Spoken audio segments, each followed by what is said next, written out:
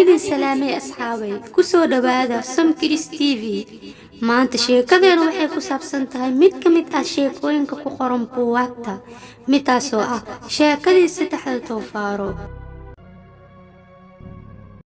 bal fiiriya buugkani aan helay ilmo buugkan wuxuu igala muuqdaa buug nooc kale camal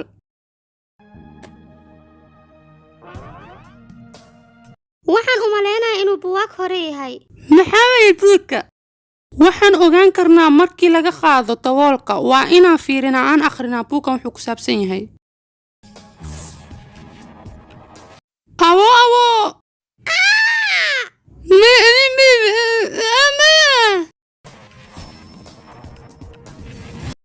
inaga intee joognaa maxaa way meeshaan ma ogi aniga laakiin waxay u egtahay anaga inaan buugka dhexdiisa ku jirno buugka marka anaga waxaa ku qasbannahay inaan buugka raadino sidaa meeshaan uga baxno waa inaan hadda bilaabna sida uma yahay buugka qof ayaa soo socda betiina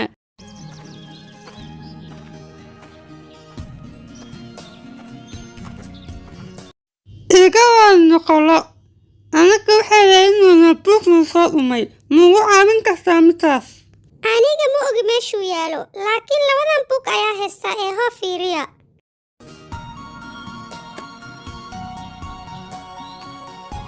ma ahan buugka raadinaynay waa mahadsan tahay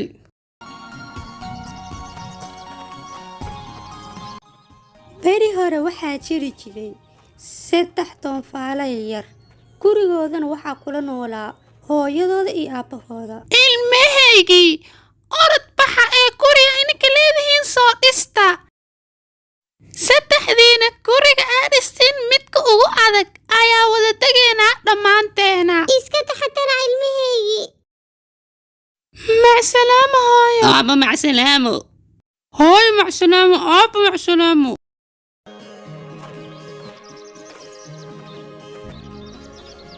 toonfaaradii aabahooda markii uu u sheegay inay guri dhisaan ayagana way ka ogolaadeen waxayna soo aadeen dhanka iyo meesha ay guriga ku dhisi lahaayeen aniga waxaan rabaa inaan dhiso guri aad u fiican hooyaday aabahena jeclaanayaan ayna ku noolaanayaan waana jeclaanayaan keega ayana ku noolaanayaan ayaga taas macquul ma ahan aniga ayaa gurigayga ku noolaanayan hooyo iyo aabbo kiigaygana qurux badnaanayo waan arkaynaa dhammaanteena qofkii guulaysto laakiin aniga meeshaan guriga ku dhisi lahaa waan joogaa ee inaga macsalaamo walaal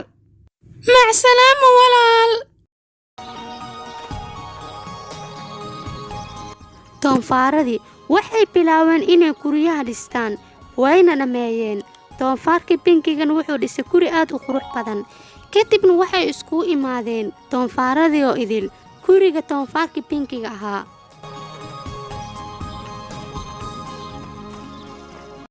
siduuni leeyahay gurigayga cusub aaday u qurux badan tahay waana ka helay aniga waxaan u malaynayaa adii gurigaaga waa dhammaystay sooma dhammeenina waxaan u baahanahay maalmo dheeraad ah si aan u dhammeeyo adigana walaalkayga yariiskow aniga waxaan u baahanahay hal wiig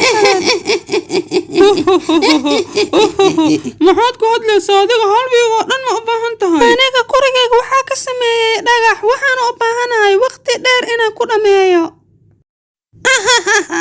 adiga ma waalan tahayna anaga maxaa u baahanahay inaan guri dhagax ka sameyno waaba ujeedaa gurigan quruxda badane hadda siduu u qurux badan yahay soo uma jeedid walaalkayga wuxuu ka sameeyey alwaax anigana waxaa ka sameynayaa ulaal midaasna qurux waaye si kastaba ha ahaato guryahan markaan iisoo dhammaadaan isla kulmeenaa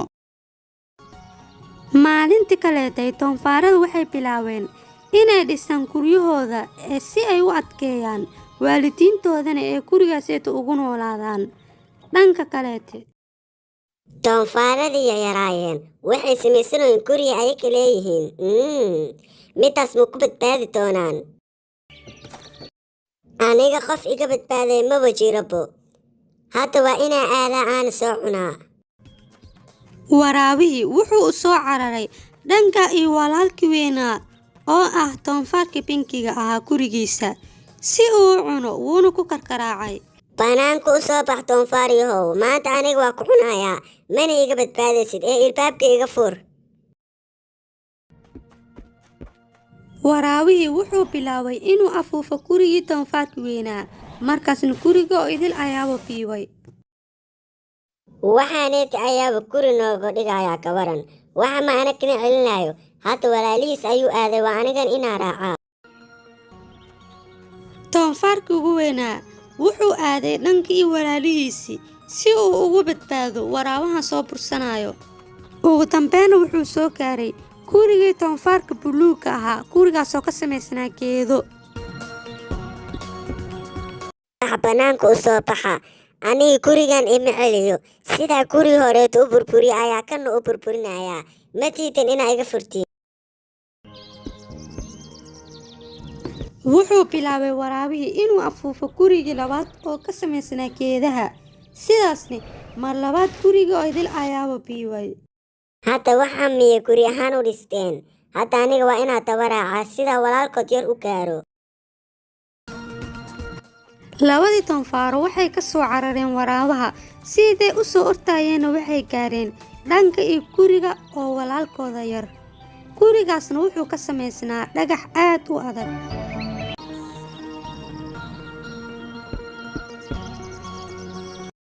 banaanka u soo baxa doonfaarayahoo yar, haddii aad tiitiine sidaa guryihiina yeela ayaa kana yeelaya.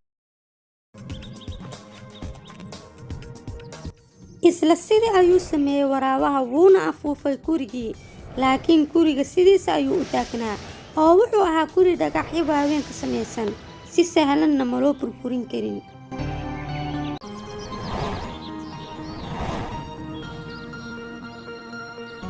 waraabaha aad ayuu u daalay, doonfaaradii kale walaalkooda heesaayeenna way ogaadeen runta. marka dambane waraabihii meeshuu iskaaga tegay asigoo aad u daalan.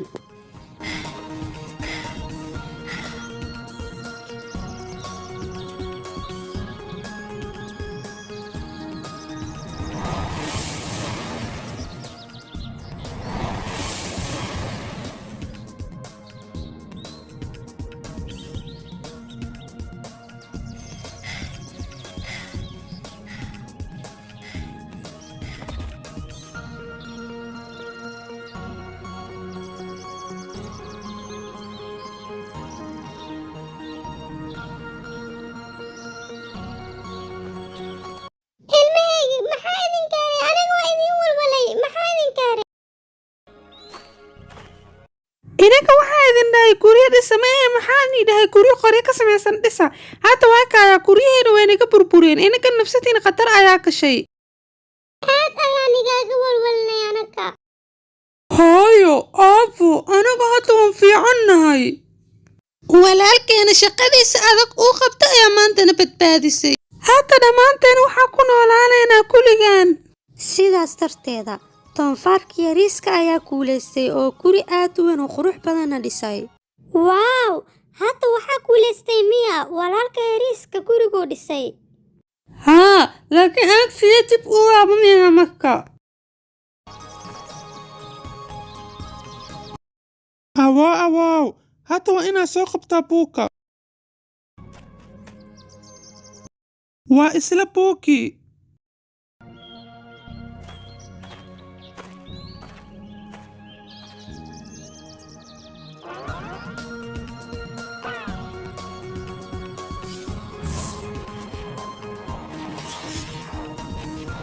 wuu shaqeeyay, aniga iwaba ifow.